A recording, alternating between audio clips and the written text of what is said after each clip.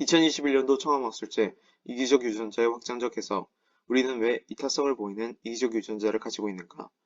20803 김재진 20807 오다현 지금부터 발표를 시작하도록 하겠습니다. 먼저 설명할 것은 배경이론이 되는 이기적 유전자입니다. 책 이기적 유전자는 1976년에 출간돼 영국의 진화 생물학자 리처드 도킨슨의 진화생물학 교양서적입니다. 자신이 직접 연구한 것은 아니지만 선배 과학자들이 연구한 것은 집대성한 책으로 해밀턴의 포괄적합도, 트리버스의 호해적 이타주의, 메이더 스미스의 진화적으로 안전된 전약 등이 핵심 개념입니다. 반대한 책의 내용 중 우리가 집중해서 봐야 될 점은 두 가지로 첫 번째, 인간은 단지 유전자를 다음 세대로 전달할 생존기기에 불과하다.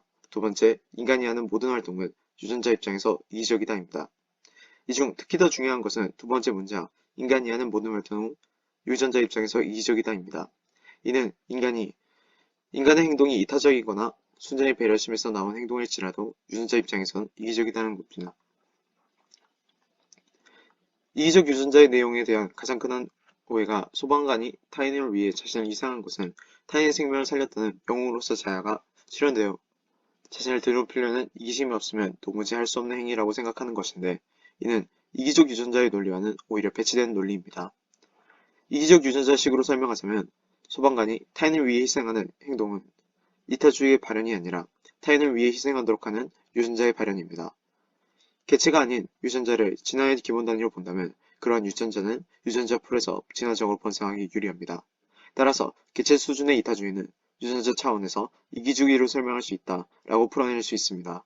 즉, 개체 또는 집단 차원에서 이타적인 행동일 수 있어도 유전자 차원에서 그것은 이기적인 행동으로 봐야 하며, 그렇기 때문에 자연선택으로는 결코 선택할 수 없는 이타성이 개체는 자연선택의 대상이 아니므로 존재할 수 있다는 것입니다. 그렇다면 인간은 왜 이타성을 보이는 이기적 유전자를 가지고 있을까요? 지구 탄생 후 46억 년 동안 수많은 생명체가 있었지만 이곳을 정복한 최후의 승자는 인간처럼 보입니다. 그런데 불편한 진실이 하나 숨어 있습니다. 사실은 현생 인류만이 유일한 인간은 아니라는 점입니다. 지금으로부터 약 5만 년 전, 지구엔 최소 5종류의 인간이 함께 살고 있었습니다. 통상 우리가 호모라고 명칭을 붙이는 존재들이죠.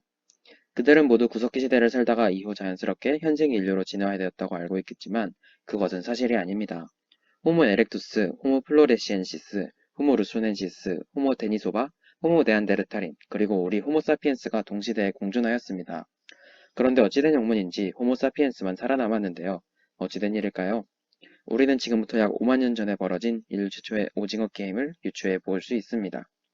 슬기로운 사람이라는 뜻을 가지고 있는 호모 사피엔스는 가장 교활한 인간이었는지도 모릅니다. 마키아벨리적 지능을 가진 존재였으며 수치심을 드러내지 않는 포커페이스의 달인으로서 유일하게 살아남았죠. 이 모든 주장을 종합해보면 사피엔스는 오징어 게임 캐릭터 중 엘리트였습니다. 하지만 최근 밝혀진 과학적 추론들은 그렇지 않다고 말하고 있습니다. 진짜 엘리트는 호모 사피엔스가 아닌 호모 네안데르탈인이었습니다. 그렇다면 왜 네안데르탈인은 오징어 게임의 최후 승자가 되지 못하였고 열등한 사피엔스가 살아남을 수 있었던 걸까요?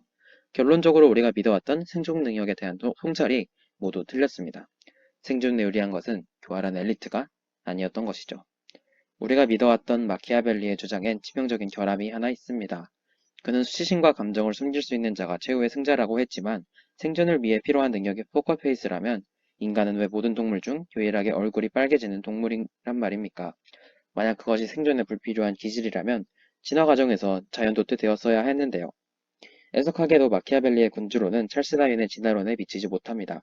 찰스 다윈은 얼굴을 붉힐 수 있는 것이야말로 인간을 구별짓는 진화적 특성이라고 말합니다.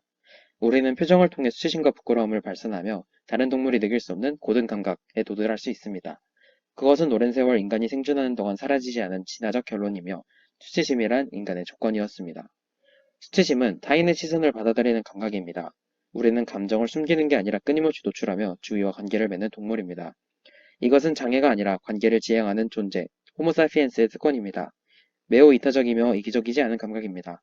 인간이 유아독존으로 생존했다면 발전할 수 없는 감각입니다.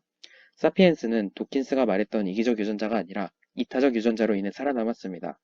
열등한 사피엔스가 네안데르탈인보다 뛰어난 점은 관계를 지향하는 이타성이었습니다. 네안데르탈인은 인류 중의 엘리트였습니다. 그들은 개개인의 뇌가 뛰어났지만 집단으로서 똑똑하지 못했습니다. 네안데르탈린이 초고속 컴퓨터였다면 사피엔스는 저세한 컴퓨터이지만 와이파이를 탑재했습니다. 사피엔스는 느리지만 잘 연결되었고 네안데르탈린은 5명의 무리를 지었다면 사피엔스는 50명의 무리를 이루었습니다. 덕분에 번식도 용이했을 것입니다. 그리고 사피엔스는 네안데르탈린보다 지능이 떨어지는 대신 자연을 모방하는 것에 능했습니다. 모방이란 집단학습입니다. 네안데르탈린이 한 명이 낚시를 할 줄 알았다면 사피엔스는 10명이 누군가의 낚시를 모방했습니다.